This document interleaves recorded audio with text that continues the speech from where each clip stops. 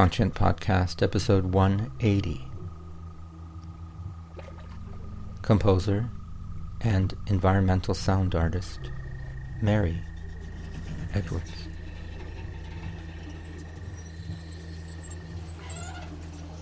While we're not always on the same page, we're all going to be affected by the same outcome. And so when I went up to Svalbard, I went with the intention of also capturing the beauty that is and the terror of the reality of these changes and how they can be at once fascinating to listen to, but also devastating to the environment.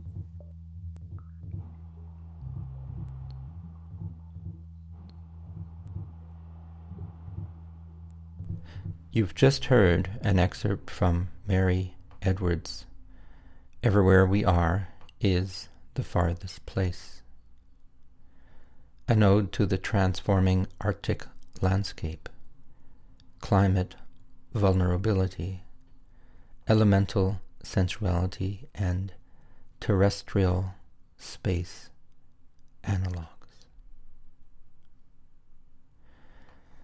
Now, Mary kindly shared a compilation mix from this soundscape composition with me so that I could provide you with examples of her work in between our conversation.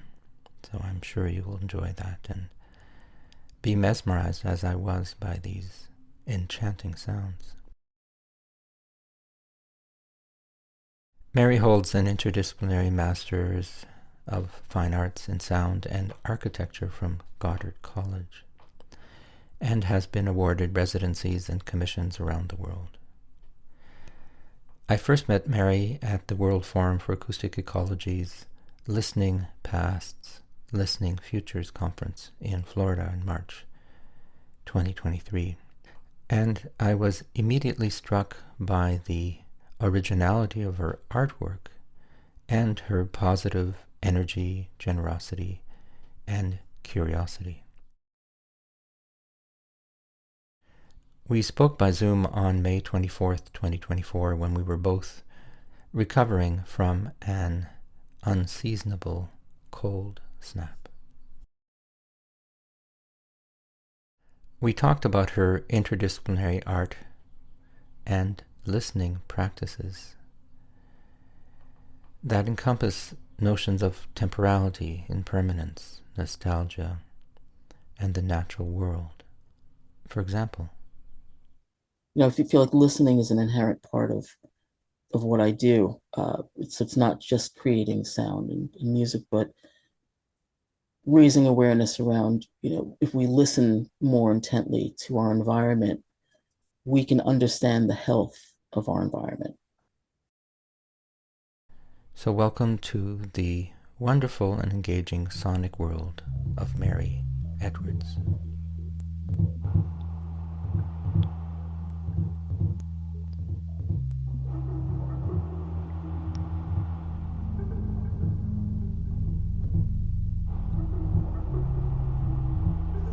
Welcome, Mary, to Conscient Podcast. Thank you, Claude. It's an honor to be here. Now, we're both a bit under the weather, so to speak, with our voices affected by colds and whatever. But we're talking this morning. It's May 24th, and um, I wanted to speak with you for a while because we met in Florida last year in March at the World Forum for Acoustic Ecology's conference. And there you were, an artist similar to me, soundscape composer, and doing really interesting work. And I said, wow, that's something we want to talk about our own practices, but also more broadly, your work in particular. The title of the one piece struck me at the time and still gets me. Everywhere we are is the farthest place. I mean, that in and of itself is a very poetic statement, right? And you're going to talk to us all about that. But welcome to a program that looks at art in general, and its relationship to the ecological crisis, but often it's around soundscape and listening, because that's what I do mostly, and that's also your specialty. So why don't we start with just an introduction, what your background is, some of your training, how you got into this kind of work, and then we'll get more into some of your recent work. Great. I was always interested in sound as a medium, and I have a visual arts background as well, but my I was leaning towards sound for a really long time. And somewhere around my late teens, early 20s, I was trying to figure out a way of having this conversation between the two. And although I had, again, an arts background and I was, immersed mostly in the visual world, I was looking for others who were doing what I was doing.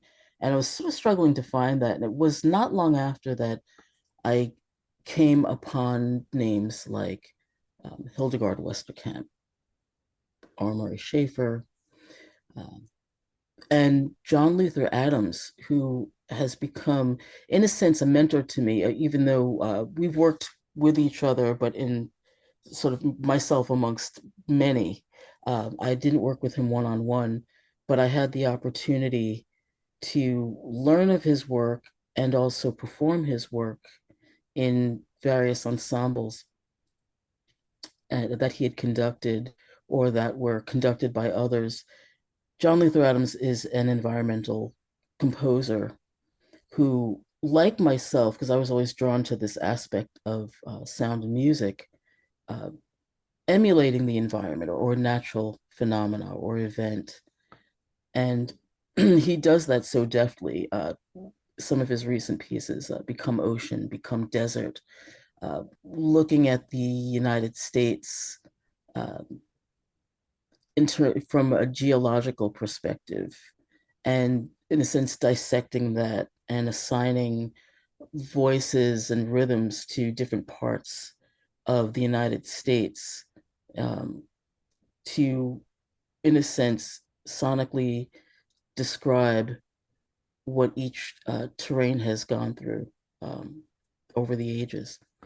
Um, so, work like that has always intrigued me, as well as the work of Janet Cardiff and her partner George Burrs Miller, who do soundscapes um, and installations that are both harrowing and informative.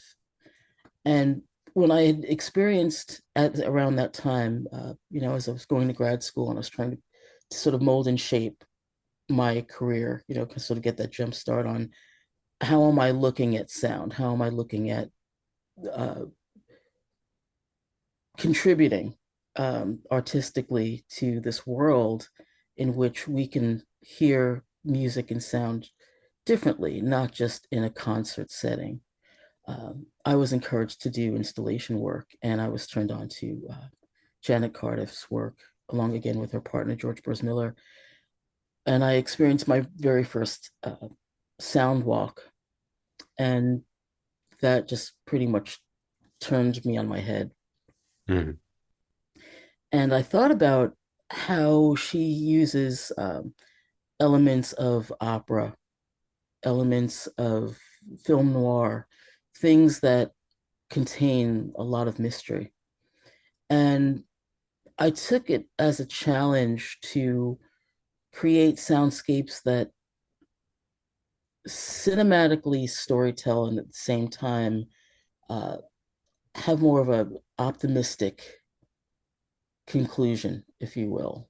Like taking, I was thinking about the environment, thinking about how to take the subject of a place that has been um, not treated very well, like a river that's been polluted, for example, or an area that has been deforested, and think about the hopefulness of regeneration and growth, and sort of try to sonically depict that with a sense of uh, joy, positivity, and potential. And I was given that opportunity some years later when I was invited to create an installation for a gallery up in New England, the Grimshaw Goodwitz Gallery. And they had offered me the chance to, pick the subject of my choice and, start a project there.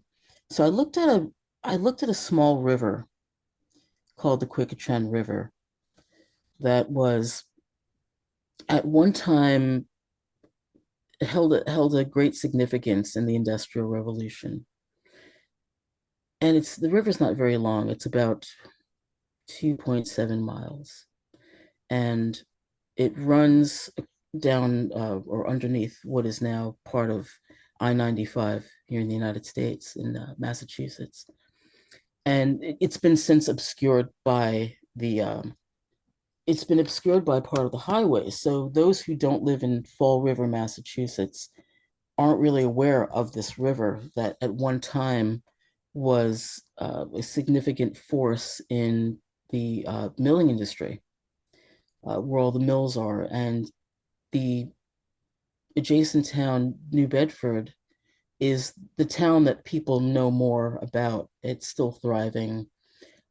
It's got the Whaling Museum. Was Fall River had fallen into despair, and sadly, one of the few things that Fall River is known for as a tourist attraction is the Lizzie Borden house. So if you know the story about Lizzie Borden, um, who had murdered her parents because she wasn't treated very well, and uh, there's a great legend about her.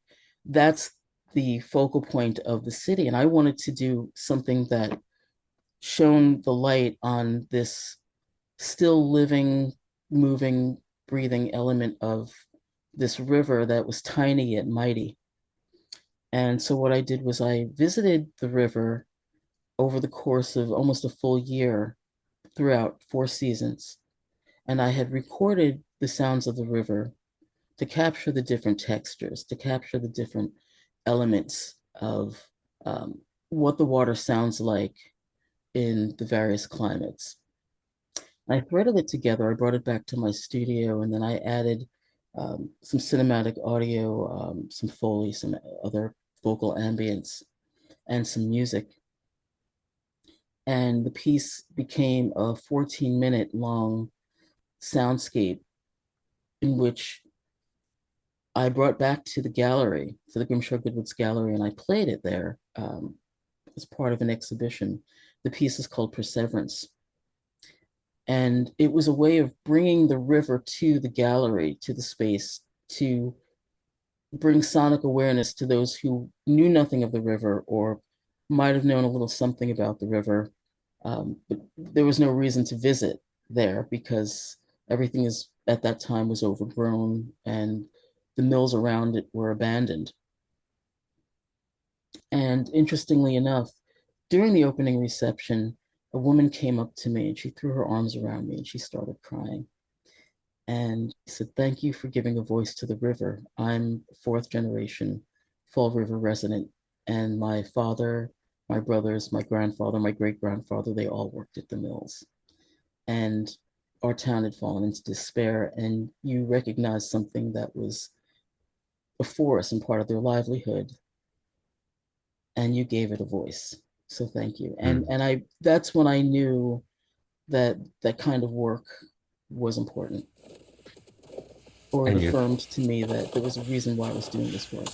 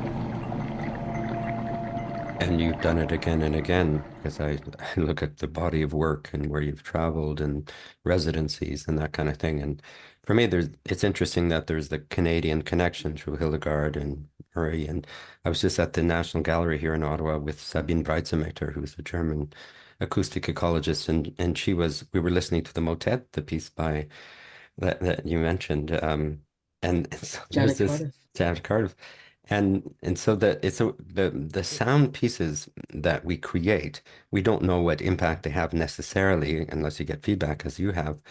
But I've noticed that some of them enter my body and never leave, like some of the sound walks I've done of Hmm. Hildegard. The piece I heard of yours in Florida was also affected me. There's something about the way that when you allow sound to not only enter your body, but your kind of psyche, it affects you and then it Hmm. kind of little presence. I love these different presences that we have.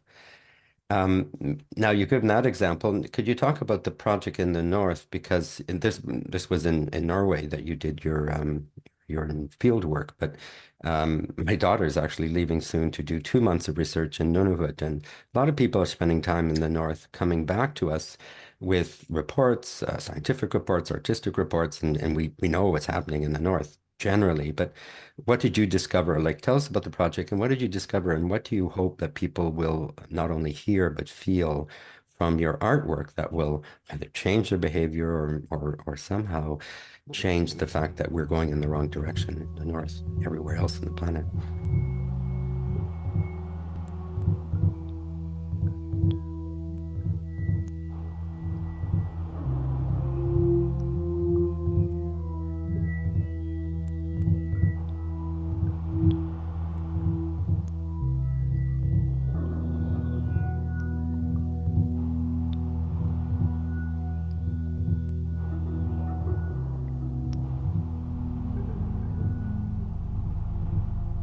Well, I named the piece "Everywhere We Are is the Farthest Place" because it implies many things. On a personal level, I've had those who, I guess they don't know me that well, and they'd say, "Well, why would you want to go to a place like Svalbard?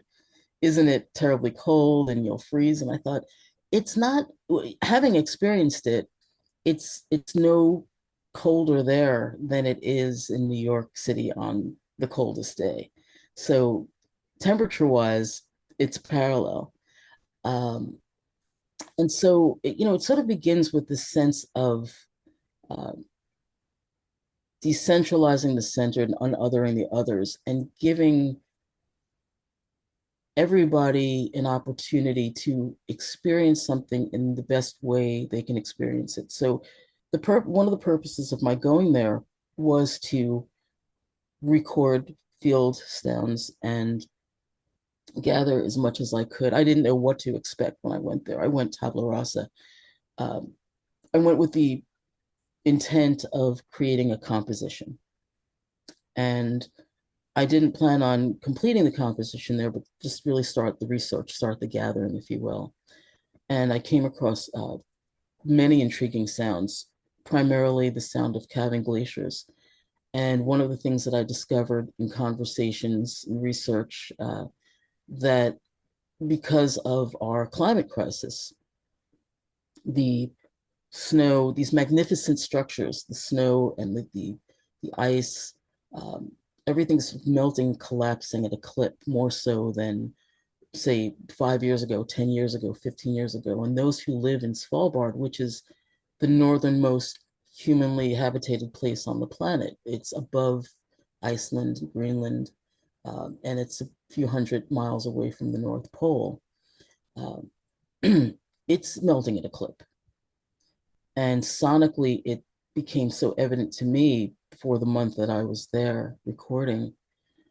And so that became a prominent part of these recordings and this composition that I'm making. It's still a work in progress. Um, Also, to understand the more than human inhabitants there, the beluga whale, the seals, the polar bear, how they are reacting to this change in their environment and migration patterns. I wasn't there long enough to document uh, so much of what's happening in that aspect. But again, in conversations and research, I was able to um, find out that they too are trying to find ways. They, meaning the more than human, are trying to find ways of sustainability, just as we need to as human beings in this conversation to think about how to sustain ourselves in the face of this change. This change that is inevitable, this change that is also brought on by the industrial revolution and moving forward, and how much we are tampering with the earth and causing these gases and these changes and uh, things that we're buying into that are causing things to dissolve very quickly. Um, the conversation about climate change is not chronologically aligned. It's uh, no two people, I think, at the same time are speaking about the same timeline. Some people will say, "Oh, climate change, what happened in the last 100 years," while others will be talking about it in terms of the last uh, millennia. And so, while we're not always on the same page, we're all going to be affected by the same outcome. And so, when I went up to Svalbard, I went with the intention of also capturing the beauty that is and the terror of the reality of these changes and how they can be at once fascinating to listen to but also devastating to the environment. When I did this through the Arctic Circle residency, and one of my cohort asked me way in the beginning of our expedition, so what are you working on? I said, well, I'm working on this composition. And at that time, a number of people in our cohort were just deeply saddened by the reality of what was happening. We were also sort of collectively in awe of being there, but there was so much heartbreak and sadness going on. And I personally didn't feel that way. I felt like, well, this is an opportunity. This is a real privilege to be here, and that the transformation again is inevitable. And so this fellow said to me, so you're writing, he just assumed. He said, so you're writing a lament. And I said, no, no, I'm writing an ode. Hmm. An ode to the transformation. And as our colleague Perry Howard and I spoke of recently, we talked about defending beauty as an Hmm. artist. And that's one of the things that I set out to do is, defend this beauty that it, it's everything's transient, right? It's art that I don't have to create visually; it's there, but sonically, I felt it was my goal to capture what I could by using things like the hydrophone and submerging the microphone as deep as I could into some of the fjords to capture these amazing cross currents of subterranean rivers, things that the average person would not hear because things aren't where I live, things aren't that frozen. Things can get awfully cold, but they'll never get to that temperature. And at some point in Svalbard, because of the climate, that temperature is bound to change. We don't know when exactly. It could be sooner than not. But to listen to these things that nature offers that aren't always sonically available to the everyday person. And that's why I say it's a privilege that I was there.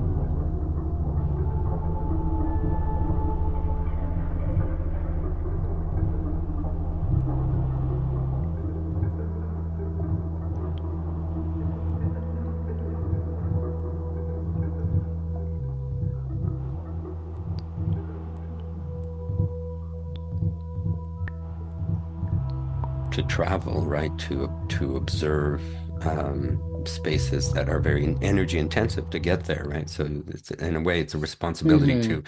to bring something back. And I like this idea of defending beauty as opposed to raising awareness for awareness sake, because a lot of people are aware of the issues. But when they see the beauty and understand the fragility and are compelled to be the water, which is not that much of a stretch when you listen to it, right? You can realize that you're 70% water, and what's the difference between that space and your own body, right?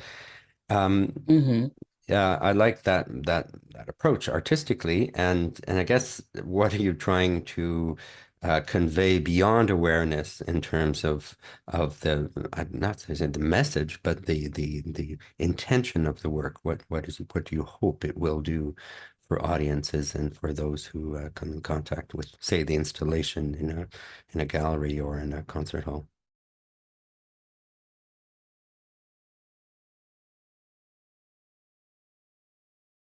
In the performances that I've been doing, because when I first brought this project to the fore after compiling what I thought was enough uh, sonic information and then bring it back to my studio at the end of 2022, I immediately brought it back to Svalbard. I went back there in at the end of the polar night because we had gone on this expedition well into the end of the year, which was a bit unorthodox, but because of COVID, we were initially scheduled to be there a month earlier, and we got pushed into the sort of the beginning of the polar night. So our days were shorter, increasingly dark, every day just incrementally darker, fewer hours to work, at the risk of not being attacked by a polar bear when we made our landings.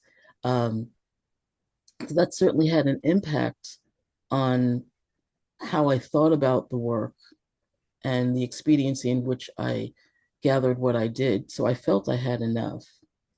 And I was in contact with a wonderful gallery director, Elizabeth Bourne, the Spitsbergen Artist Center, who graciously gave me a space to come back there in February, which was around the time that they have what they call the Polar Jazz Festival. And that's sort of a broad term for all kinds of music that they bring to Svalbard at that time to celebrate the lightness, to celebrate the days starting to open again. And I thought that was a great time for me to come back there independently of the festival, um, to have what I thought was going to be an immersive installation sound exhibition as part of a larger exhibition of visual artists. At least this is what I was told. But when I got there, they gave me this huge gallery space all to myself.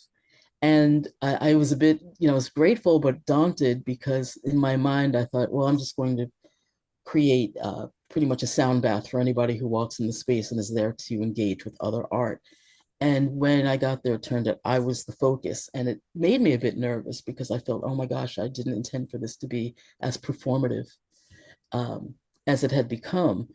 But because of that opportunity, it was sort of fortuitous that I had this whole space. And as they were setting up the chairs and had me sort of front and center, I said, no, let's set up the chairs like an airport so people can be there and look at each other and take in the sound and not focus on me as a performer. That's not what I really wanted to be there for.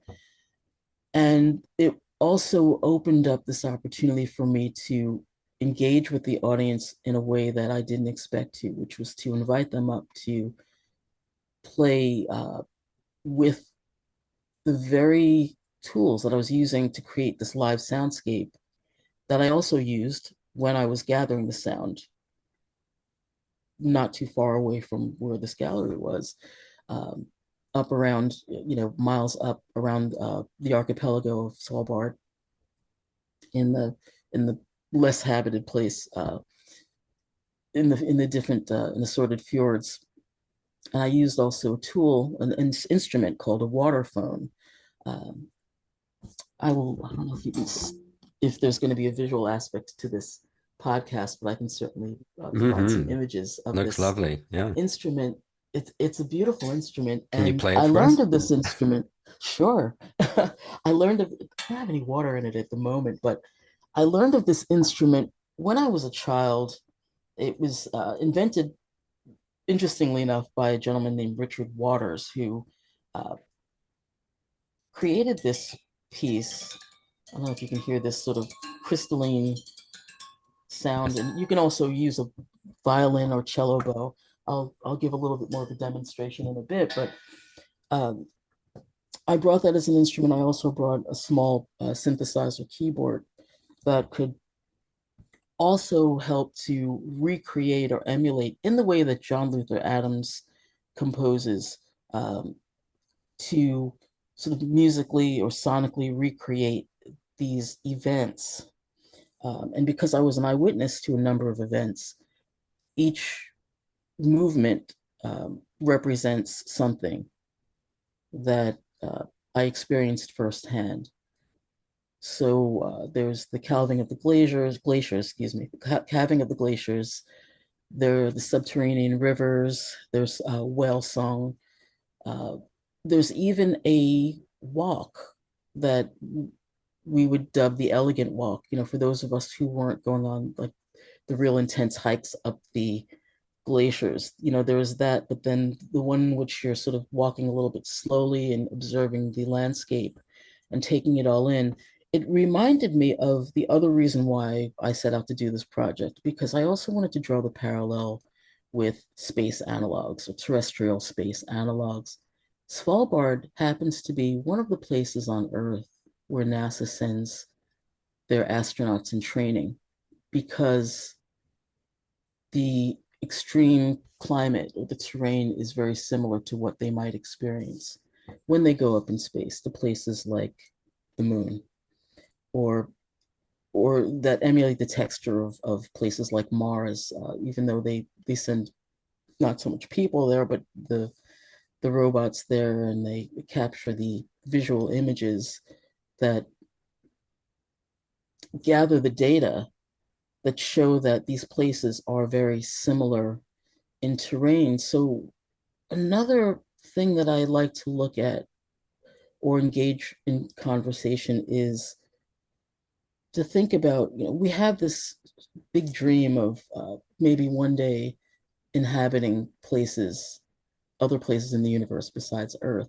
But what about the research that we do, the sort of the intergalactic research that we do to bring some of that back to teach us how to learn, teach us how to live better on this planet? So that's another question that I like to raise in these conversations. Um, how can we sustain ourselves by learning from these far-reaching places or these seemingly far-reaching places? And that when we're exploring places like the Arctic desert of Svalbard or the subtropical desert, um, you know, in the Great North Basin of Nevada, or um, the Mojave Desert, or any of these deserts are these places that are here on Earth, are seemingly the far reaches, depending on where you live. But through this loneliness and wonder of being in a place that is seemingly isolated, is a place from which we can learn to sustain ourselves as this climate is affecting the way we, in fact, live. And I've experienced that myself, having been in certain seemingly lifeless parts of the world which are teeming with life, which is not able to relate or capture. And that's where technology can be useful, microphones and so on.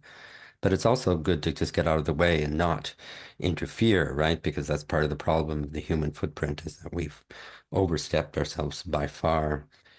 Mary, we could go on about your work, but I want to kind of, you've just sort of referenced space, you know, and so I want to go to the larger picture about how the arts relate to the ecological crisis. And I've been at this for like 4 years now and asking the question. And I think you've already answered it because you do it through your work. You kind of walk your talk through creating art and engaging in teaching and learning and all that. But just advice for other artists and for me, how do you see the role of art now in the current context? You know, there's wildfires here in Canada, all around the world. There are crises, and the insurance system is about to collapse in the U.S. There's all kinds of things that are on the verge of collapse. How can artists help with situations like that? I think that we as artists are very good. uh, I think of us like nurses or doctors in a sense, and some of us are doctors, right? Um, in terms of healing through art or raising awareness through something that is more like palatable than sometimes data can be overwhelming. You can provide people with all the information in the world, and it's hard to absorb when you don't know what you're looking for. And somehow, through the medium of sound art or visual art, film, literature, uh, architecture, uh, there are ways of translating the urgency of that data that just make it more like intriguing, and it levels the playing field. It doesn't lower the bar intellectually. It levels the playing field in terms of accessibility to that data. And I feel like that is our role as translator or conduit to other practitioners who are more heavily involved, who are doing some of the, say, the heavier lifting in generating that data. I work with, I'm on a committee with astrophysicists. I myself am not an astrophysicist, but I'm, invited there as someone who understands and also wants to learn more and in turn teaches about data sonification. So I find that, just keep yourself relevant in your connectivity to those who might know more or need you, because as an artist, we have a way of sort of like mollifying that information. Bless you. Okay, my And my cough is coming back, which might be the signal that we need to come to an end soon. But I hear you about sure, I don't know. I don't know if that answers the question, but it. Well, it's a very broad question. Excuse me. mhm, And you answered it well, as I said earlier. But when you say translator, I understand what you mean because it's not taking the data and translating it directly. It's more about making it being understood. But that's also contested in the arts community. They do not want to be instrumentalized. I won't be able to speak very much. I'll get mhm, you to speak here, but I don't think you're saying surely, we're instrumentalizing art. I think what you're saying is art needs to do its thing. And it does yes, it well when yeah, it has the freedom to work and collaborate and to go into spaces that are otherwise inaccessible. And I agree with you that sound art is so wonderful because it sort of permeates all kinds of materials, and we can really play with dimensions of space that are um, infinite, really, because the vibrations just keep going on. So anyway, did you want to elaborate on that role of the art? Because I know we could talk about it for a long time. sure. I also had the privilege of working with uh, a large group broken into different age groups of neurodivergent students who some were visually impaired, some were hearing impaired. And I was commissioned to design sensory rooms for them, and also develop an environmental art um, curriculum with an emphasis on sound. So for the visually impaired students, I would set up these audio components in the room to help identify sounds. For the hearing impaired, create textures and descriptives rather, interpreted to them through ASL, uh, so that they could learn more about the environment through uh, sound, vibration, tactile, touch, and also give them an opportunity to engage with sound in a way that they wouldn't have in, say, like, a regular art program. Um,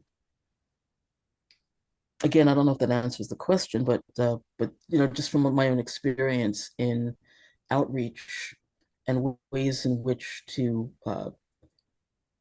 bring this kind of work to those who may not have had that experience before. Same reason why I'm doing these environmental pieces to bring to the public, because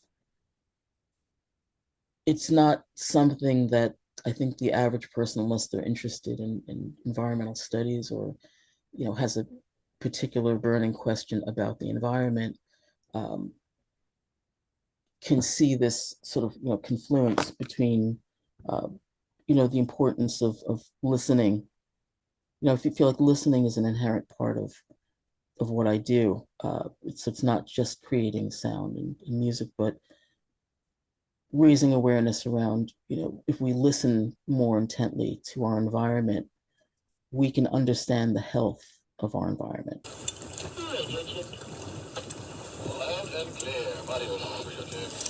Ignition sequence start. 6, 5, 4, 3, 2, 1, 0. All engine running. Liftoff. We have a liftoff.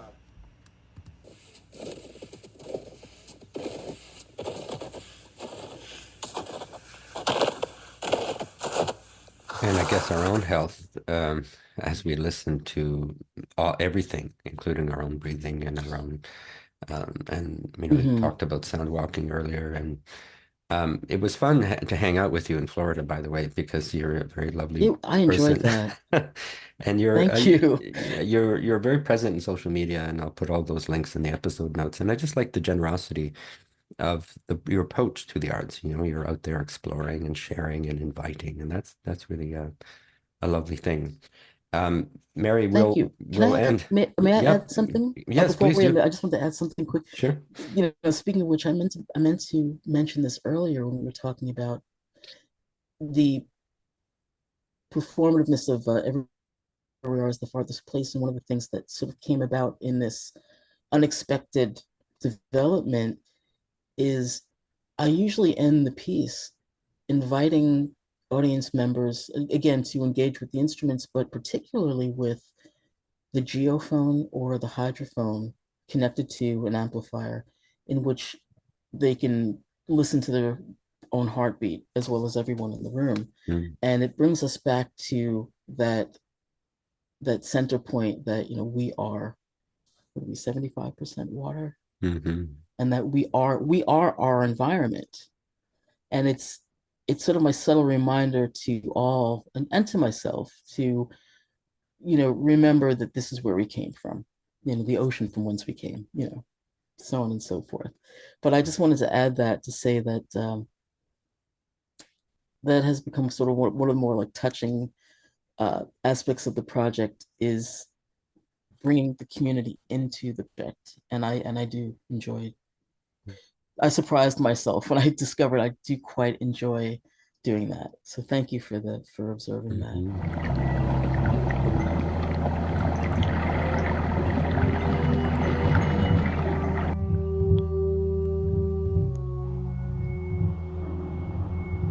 And maybe you'll send me some excerpts of some of these pieces, and I can insert them in between some of our conversations. That might be interesting for the audience to get a feeling for what your work sounds like, if you're agreeable to that. Absolutely.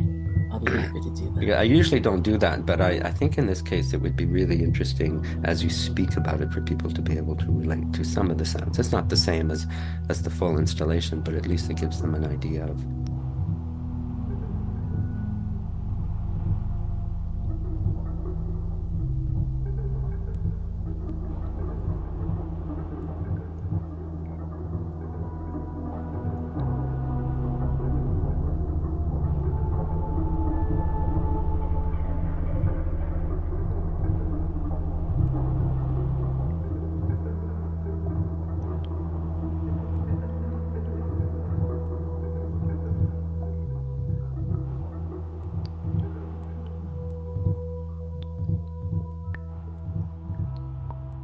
because listening to a story like this, because basically we're talking stories. You talked about your work, and stories I find are very compelling when as an art form in and of themselves, but when they're about art, and then you want to experience the original artwork or something in between, because the perception is you anyway, right? Some people want to get the full picture there.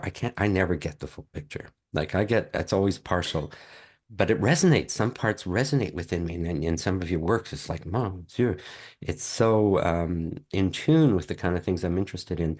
And so we just have to let people absorb, and as much as they can, all of the art around them, and they just sort of choose the moments when they allow something into their mind. And sometimes it's Mary Edwards, and sometimes it's somebody else. But we produce the work, and then the people decide when they allow it into their space. Isn't that one of the most fascinating things about sound art is it is difficult to describe and it almost becomes so esoteric. Even when one is experiencing it in person, there is this esoteric notion of like, well, what is it? What am I listening to? I know I'm listening to something, but what's the meaning behind it? And I really love the opportunity um, of having audience members or listeners engage in a project so much that they too are in part author to the story. That it's not just my story. It starts off, in a sense, I'm the editor. It starts off like a story or a film. I'm always intrigued by the filmic space and what that brought to me since I was a child. I mean, when I was a kid and my parents would take me to the cinema, and I was a baby, so of course I was falling asleep through every movie. But what did I take away with me, Claude? I took the sound with me. I might have been asleep half the time, but it's the sound that stayed with me and sort of in a sense became the soundtrack to my day to day. So that was sort of the beginning of my fascination with sound. And that's something that I like to bring to um, the listener is the idea that they can use sound to author their story or their environment.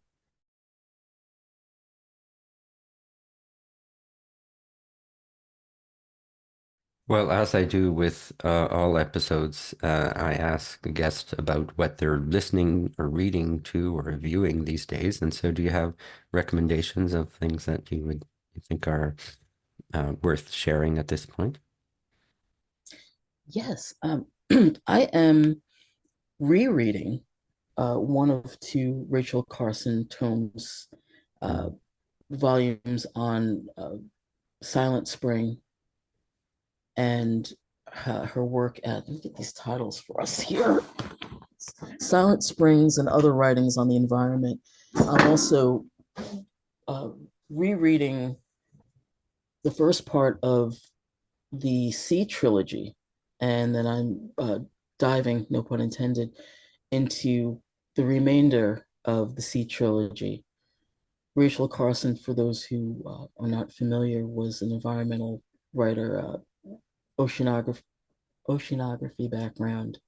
Uh, she wrote mostly about the sea, and she she gives things names in which, again, taking that data as a writer, I do think of her also like an artist, as an artist, that she takes this heavily scientific data that might make the average person fall off from just trying to consume and shaping it and warming it and keeping it authentic so as to follow the pathways of sea life and to help us understand this world that we may not live in every day, even those who live at sea or by the sea can identify the flora and the fauna, but may not understand the migratory patterns or may not understand just the habits of sea life. And she makes that so rich in her writing and so engaging. Back in the 60s when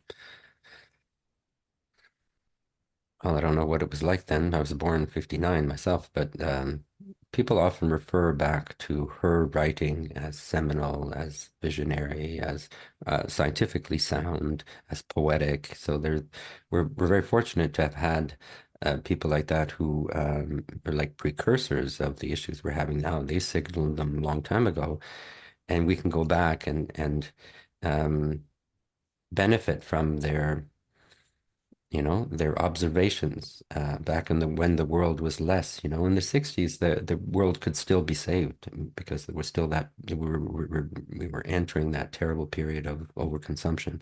It had begun, but I'm not saying the world can't be saved, but the world as we know it now is gone, or at least the way it was in our Hmm. childhood. And there's some We're mourning certainly there. struggling more. Yeah, and there's a mourning of that passing, but there's also, the next generations who are picking up the ball and doing things that are amazing. And there's Rachel Carsons out there, there are young people who are anticipating what life will be like in 30, 40 years and doing really important things. Is anything else on your reading list that we should know about? Yeah, I have quite a few things that I move in and out of. I'm reading Silences by Knox, last name Knox.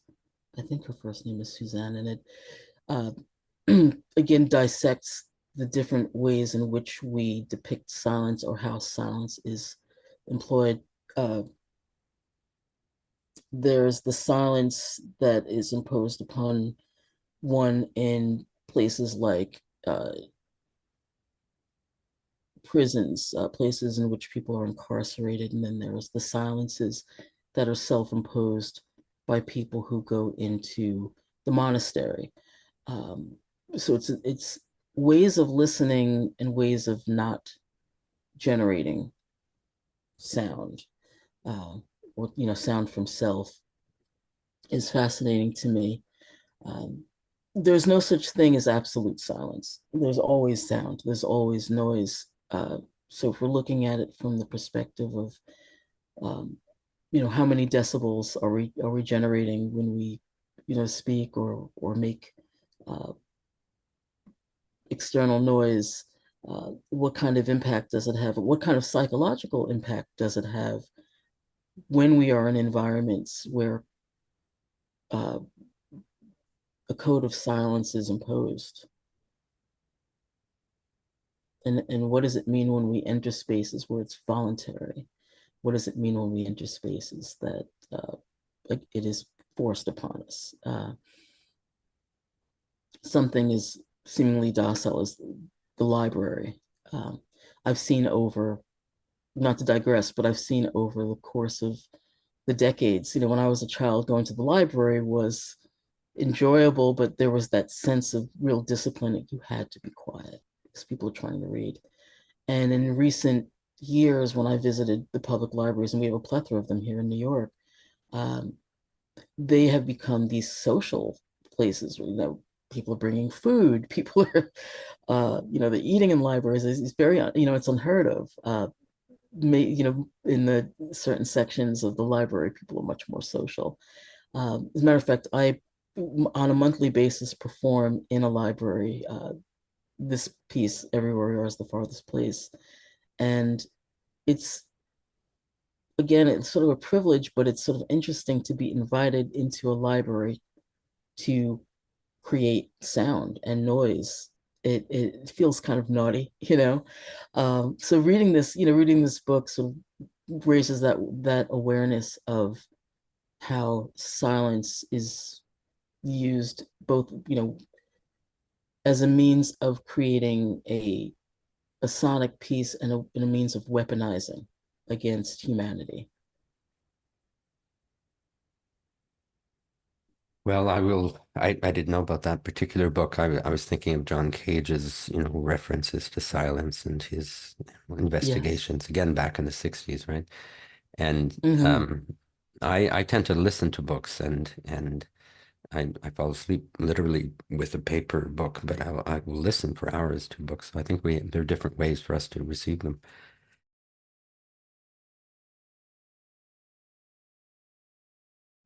I also, is this, if it's a recommendation or just what I'm listening to currently and enjoying and getting something out of, I've been listening to a film composer named Sven Liebeck, Liebeck.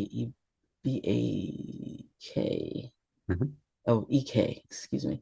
Um, Sven Liebeck, who I believe he's gone to a number of Arctic regions and anything above the 70th parallel to draw his inspiration from, and then in turn translate into these wonderful compositions. He's out of the 60s as well. He's of the I guess he's of the same ilk as, like, the Henry Mancinis and the uh, Ennio Morricone's, where they create these recognizable melodic soundscapes that, when you hear the music, you think, oh, they've engaged in these, and these expeditions or these environments in which they come back and translate into something really palatable for listening consumption. And I'm trying to think of who else. Oh yeah, he's also done a lot of like oceanography soundtracks as well. So that's someone who I keep on in the background sometimes when I'm working on my writing. Mhm. It's funny, to think about listening to music while you're writing music, or listening to other sources while you're trying to compose something, or uh, build a soundscape. But it does tend to be influential.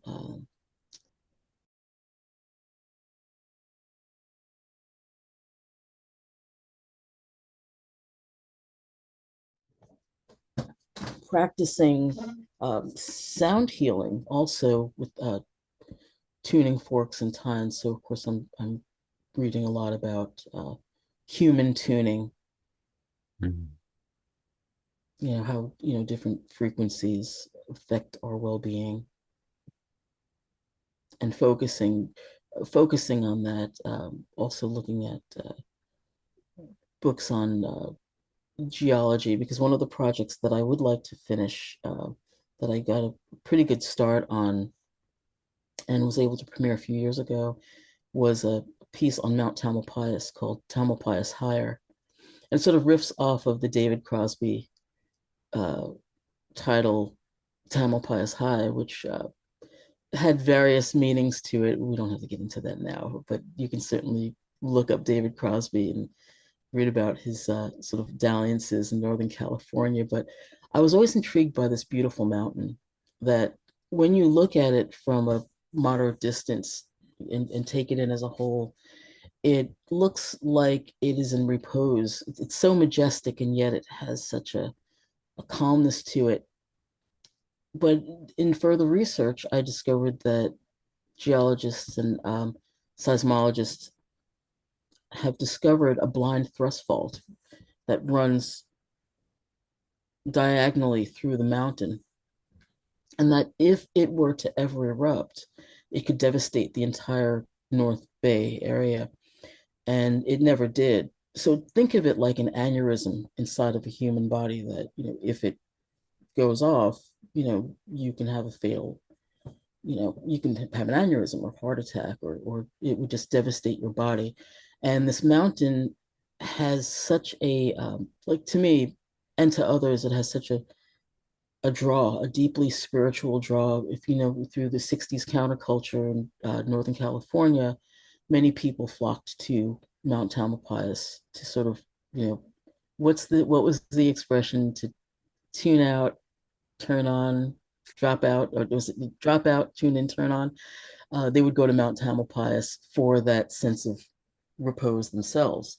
Um, Also, it has throughout the centuries been a place where people come to sort of keep their spiritual center, because it is away from the bustle and, the city, if you want to call it the city. It's nothing like New York. It's not as dense or cacophonous. It's quite a peaceful place, but because it's part national park and part residential, sadly, over the years, it has become a place of um, people are overdeveloping on this mountain and attributing to its erosion.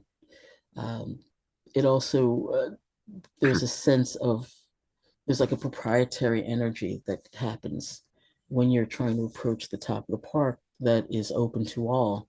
For those who have property in and around the base of the mountain, um, sometimes when you're driving by, you get the dirtiest looks. Mm.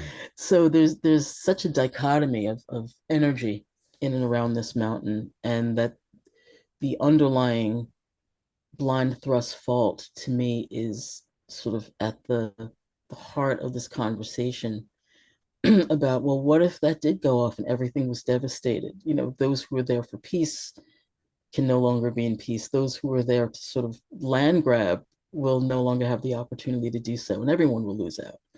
So, in one sense, it's sort of an environmental statement. It's also a spiritual statement It's about, also the fragility of life. An asteroid could come down at any point on anybody in the planet. There's lots of risks to living. Living is dying, all those kinds of interconnections. We won't get too yes, and time, existential right now. right, sure, but Mount Tamalpais is certainly like that microcosm that represents so much of this bigger conversation that we have about why things are sort of going haywire. But there's so much beauty to be had and seen and experienced and heard.